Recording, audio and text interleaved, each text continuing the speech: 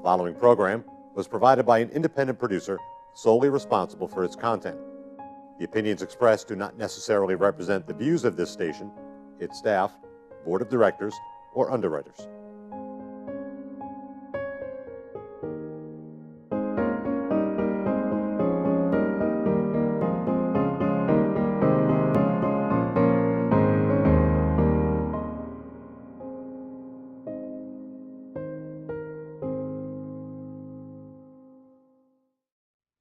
All right, so good evening.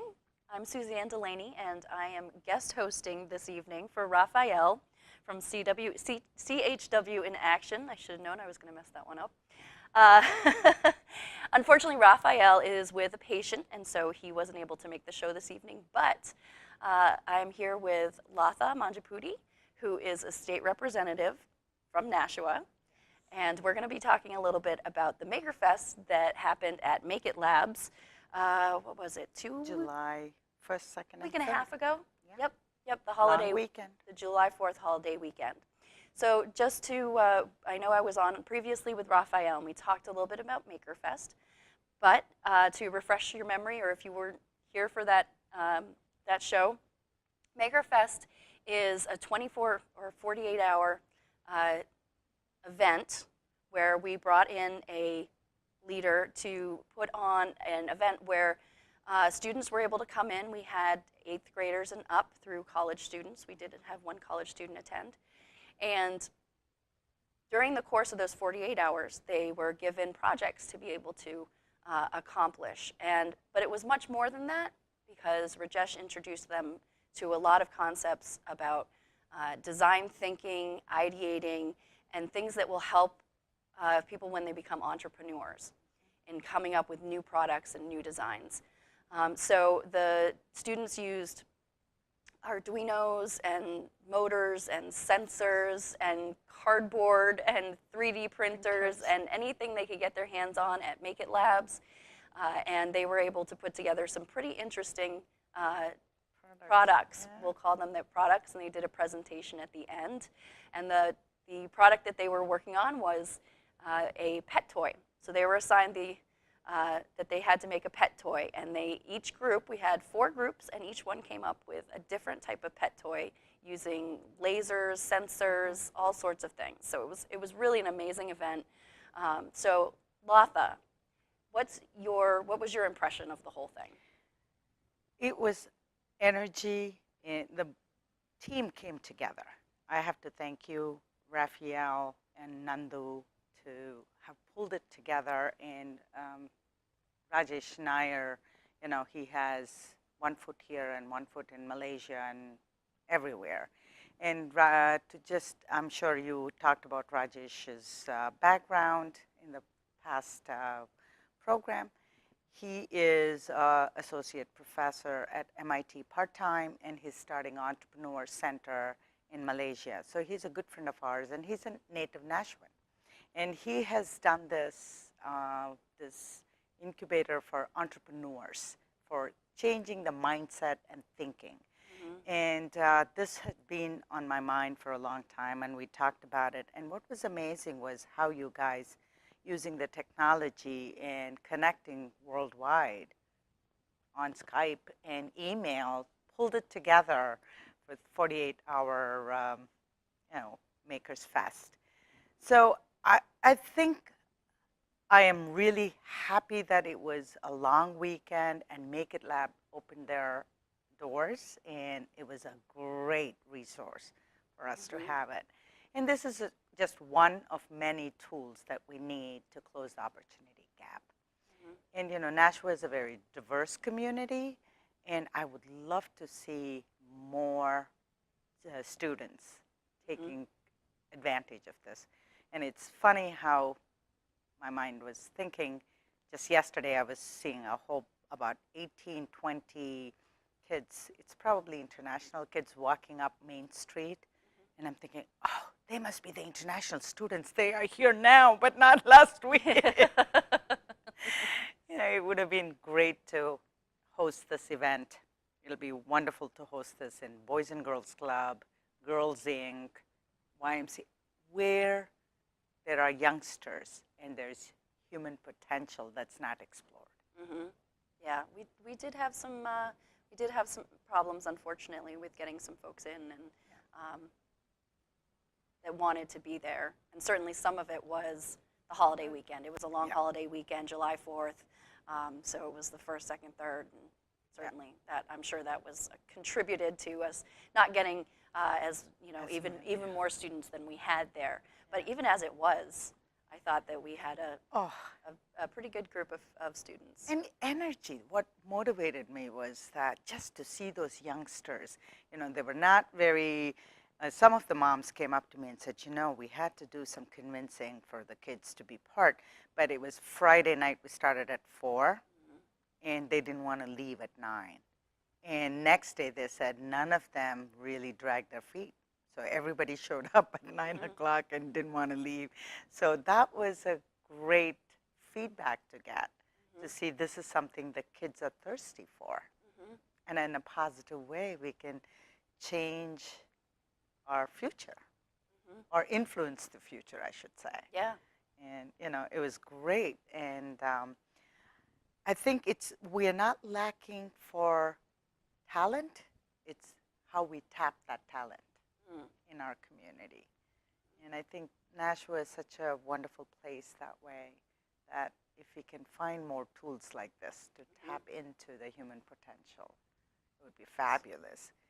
And you're right, it was a long weekend, short, we didn't really have a great outreach. So next time around, Right. do a much better job. Right. We're definitely going to need to iterate through this and, do it hopefully many more times at different locations, wherever we really need to be. Yeah. And I think that's one of the things that we learned from this is that it's really, sometimes the accessibility is actually physical. Yes. It can be people didn't have transportation to come to the event. And so things like that I think we could probably improve upon. I still remember those 5 youngsters that wanted so badly come, but they hadn't gotten the release form signed by their parents. And that was, I think, another big hurdle that I feel like we had, was the flyers went home with them from school, but the parents who didn't have access to computer or didn't know how to sign up, they didn't access it. So even though it was free, I was amazed that even though it was free and we said first 50 would be free, and I really wanted to give Rajesh and I a hard time and enroll 60 students and say, here you have, go figure. And I think it would have been a great challenge for him. Maybe next one we can do that one. Definitely. It's interesting. You think about how technology should be enabling, right? You can just give someone a website and they'll go and they'll sign up, but yeah, there are flyers that go home that have the website listed, and then there's a language barrier, or and so cultural barrier too. Yeah, and maybe you and I don't see that. Yeah. But from this experience, I think we've learned that we have to find other ways to get word out, and heck, maybe next time we go knocking on doors. I will drive my car around, pick up the kids when they want to say, when they say I want to go, we'll do that. And I think that will be the ice cream truck. Yeah, there you go. There you go. We'll be the Maker Maker Fest truck. Yeah. Yeah. Just come on, jump in the back. Jump in the back. Make something. Yes. No, but the whole excitement, what really energized me was how Make It Lab and One Greater Nashua Coalition. When we first started talking about it, if One Greater Nashua had not said, we'll do, order all the material that's needed, and I don't think I would have jumped with 2 feet.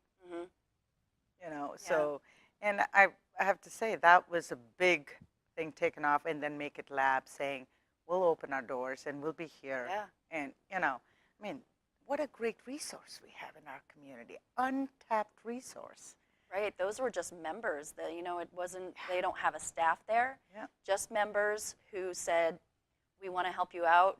We'll be here so that if you need help using the laser cutters, the 3D printers, finding any supplies that you need, moving the fans so that we could have the airflow Yeah. through the labs. I mean, that was just great that they Yeah. they did that right on their own. So Yes. I almost, to me, almost half the excitement was the community coming together. Absolutely. You and Raphael and Yeah. Nandu and myself and Rajesh and all the people at Make It Labs, and I don't know if we were more excited than the kids were. Kids too. I mean, it was wonderful to see these members from Make It Lab. They were like little kids, and they wanted to show their little toys. And Oh wait, let's not call them little. That R2D2, was- I mean, full size delivering freeze pops. That was fantastic. and my other excitement was, when WMUR covered, and Yes. 3 or 4 families, one from Keene, one from Nashua, and one from, I think it was Hudson, and one from Lexington, Mass. The 4 families that showed up on closing Sunday Right. at 2 o'clock say, oh, how did you hear about it? That's 10 seconds of show on. Yeah. Yeah, and it was great. And, and to follow up, one of the families from Nashua who came, who works for SpaceX, connected, and wanted to have students apply for internship for SpaceX Oh, in great. California. I was able to connect one person, and networking, Yes. connection. Yep. In this day and age, when you think it's all digital, at the end of the day, I think we are still social beings. Human to human connection, human to human networking is the bottom line. Yeah. And I think this proved it. Having the kids there, the parents there. I mean, Yep. all the parents showed up.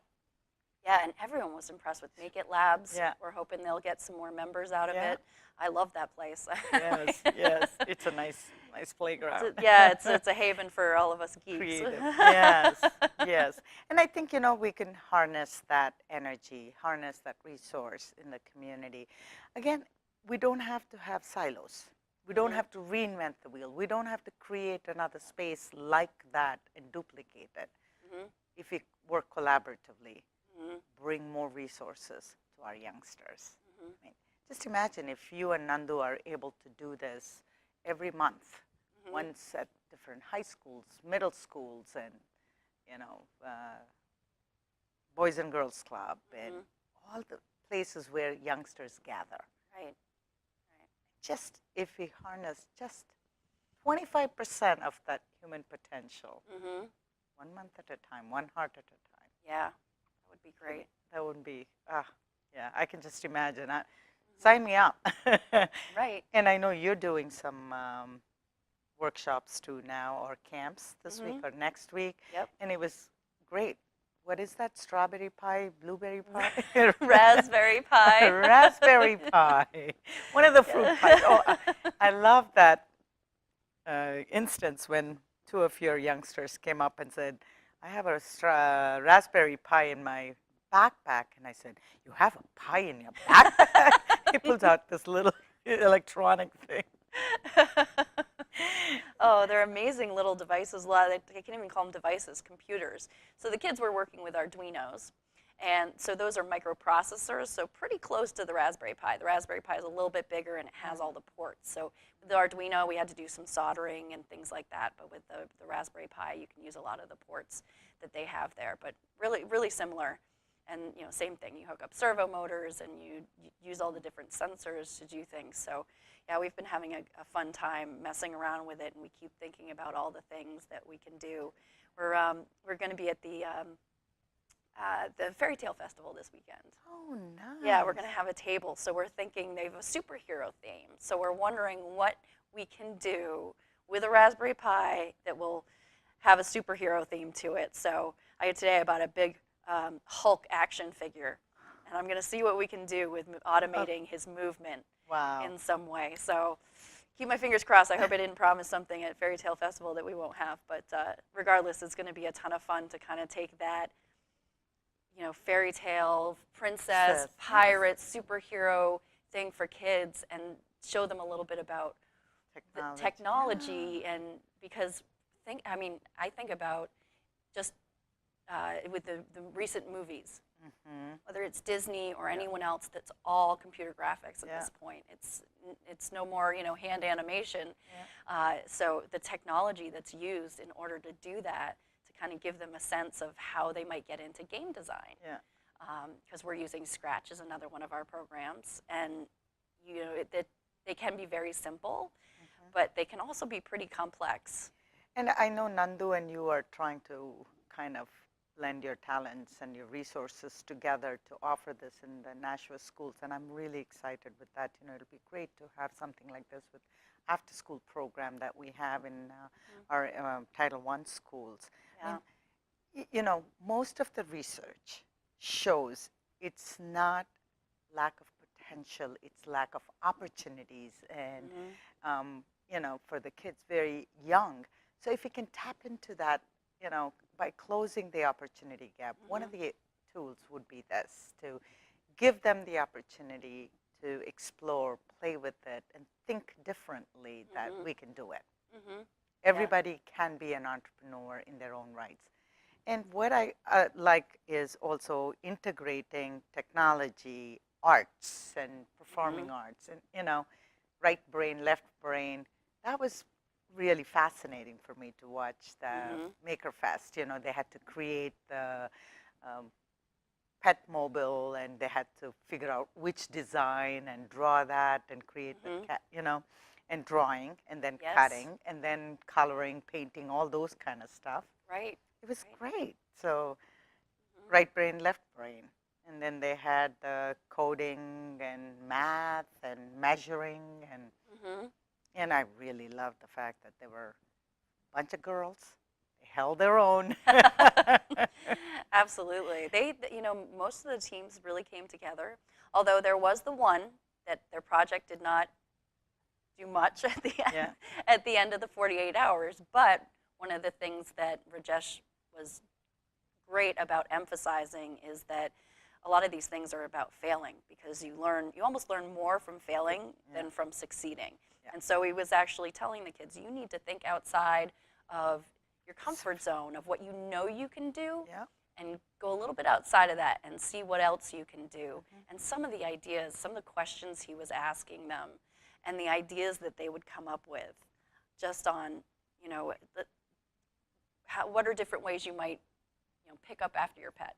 And he just had them writing down on the sticky notes, and the things that they were coming up with was just, everything from doggy diapers to, little robots like Roombas to go behind your dog and kind of pick up after them. Some very interesting ideas. And, at that point, it wasn't what's really possible. It's kind of like just what could you imagine to be able to do something like that. And so they were creative. Yes. You know what it reminded me of? I don't know. I think it's in Epcot Center or Disney, Figment of Imagination. 20 years, the kitchen will have all the automated things. And I think we are there, almost there in terms of look at the technology, how it has shrunk, and the power, what it can do. Right. And all these tools are at fingertips. And basically, technology is a tool. And how do the kids use these tools to make the life for them, as well as the world around them, more comfortable, more efficient, more inclusive? And I think that was another aspect that I really liked about was solving real-life solutions, problems with real-life solutions. And, and I think, when back in the days when we would play in the woods and, our creative minds, we would be running and doing stuff. And I think now the kids are more creative with technology. And so Maker Fest was an opportunity, a playground for 21st century creative play. Not to say that we don't need the running around in the woods and all of that stuff. But yeah, I mean, technology is just like you said, it's another playground for the kids. And it's amazing how you don't even have to give them much. You give them, I mean, Friday afternoon or Friday evening, we went through how to use, maybe 15, 20 minutes on how to use the 3D CAD software, how to use the I don't think 3D printer was even introduced on Friday. Right, it was just the CAD software, right? Yeah. And how to do that, and then they did a little bit of learning to program with the Arduino. Very little. I mean, it was, move a servo motor, and that's about it. And then from there, it was, all right, go. Come up with something, do something. And they for did? 2 days, they just, I mean, they would come up with something, they would work on it. If they needed help, they'd ask for it. But so much of the time, they were just there figuring it out. What totally surprised me was how engaged the youngest to the oldest, the college student to, 7th grader. The youngest we had was the 7th graders. And, and it was really interesting. Girls kind of focused on the artistic aspect, and some of, I mean, like one of the girls, the project that didn't work, she took it home, made it work in 24 hours. And her mom sent me an email saying that she made the thing work, and she's going to post it on YouTube, and they were figuring out how to do it. So that challenge of we can do it, we can solve it, that engagement was palpable. That, energy of we can do it, we can play with it. And I didn't see a single child or single student sitting by themselves and saying, this is too hard, I'm not going to. Oh, no. They were completely engaged. Yeah. I mean, that's another thing that I would like to, I think, to see more of with introducing kids to technology, is because previous generations will say, even, I'm not that I'm that young, but, even folks, my age, some people are afraid of technology. Yeah. And it's just a matter of, you really want to instill into the next generation and beyond that, okay, now you can, using a microwave is, anyone can do it, or smartphones, right? They're all over their smartphones. You talk to someone who's 20 years older or 30 years older, and they're like, I just dial numbers and text, And so it's about becoming comfortable with it, because once you start, when you're young, you just have no concept of what might break. You learn by breaking it, which goes back to that failure thing. Yeah. And you have to be afraid to just, I'm not sure, but let me play around with this and see what happens. Yeah. See, and I think it's also, it reminded me of when my kids were younger, they would play for hours together with Lego blocks, building, breaking, and rebuilding. And now I think the Maker Fest showed me that that can be done with technology. And I think what Maker Fest I took away from it is it's not just using technology to make your life comfortable, but using technology as a building block for solutions, and engaging productively with the technology. Right. It could be small, it could be big, it could be something very simple, but yet being actively engaged, not a passive. Like, if I can give an analogy, watching TV is a passive interaction. And then the we came up where you're interacting. Now the smart TVs are more interactive, and you can, but this was creating your own, using the technology as toys to build something. And I think that definitely engages both sides of the brain. And that's I think, tapping into the human potential, like Rajesh was saying.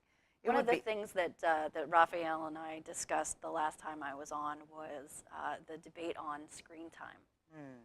And I think it's very hard at this point, because there are so many educational, some of them are games, other ones such as Scratch, you're learning to program. Yes.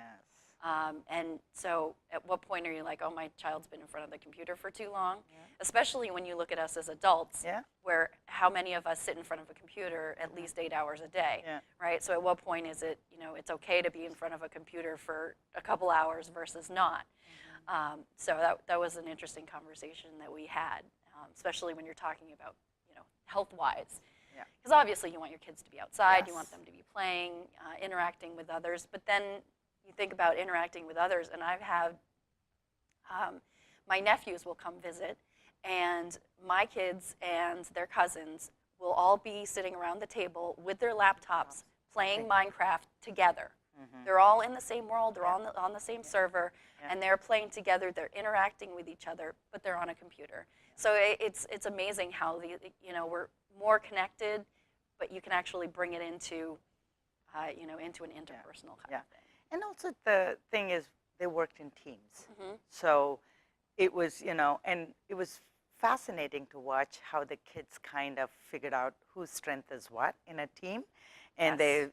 that division of tasks Yep. based on their strength. And then especially when the crunch time came on Sunday, okay, I'm going to focus on making 1-minute video or movie, and you focus on getting the product running, So it was fascinating to see. And the age, there was no age gap or no gender gap, because Yeah. they all worked so well together. Mhm. And I think that also says, it's not you're sitting by yourself in your room creating something. You're working together Right. in a social setting. And, the Make It Lab members, adult to youngsters, they were all there. They were as excited and coming Yep. to watch it. I think it was a great social event Mhm. Yes, all absolutely. around. And I think, I would love to see that happen more. And Make It Lab, I called them up and they said, oh, we would love to see more of those. And so I can't thank them enough for opening their absolutely. doors and letting us. It would be great to do college level, middle Mhm. school, high school, and then multi-age. Right. Yes, absolutely. So Absolutely. it would be, it'll be fascinating to see.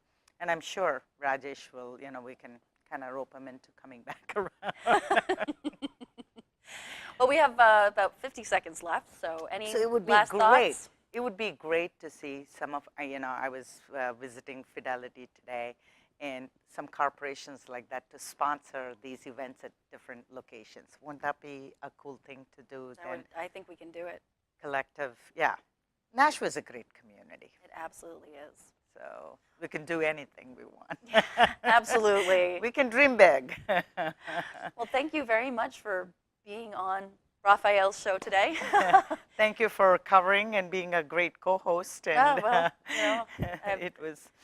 it's always good to be here, and Raphael has a absolutely great program. So I'm proud to be asked to be a host. So thank you very much. Thank you, and thank you, Raphael, for all the service and wonderful thing, and for you and Nandu. You guys did an amazing job of making this happen. Thank you again.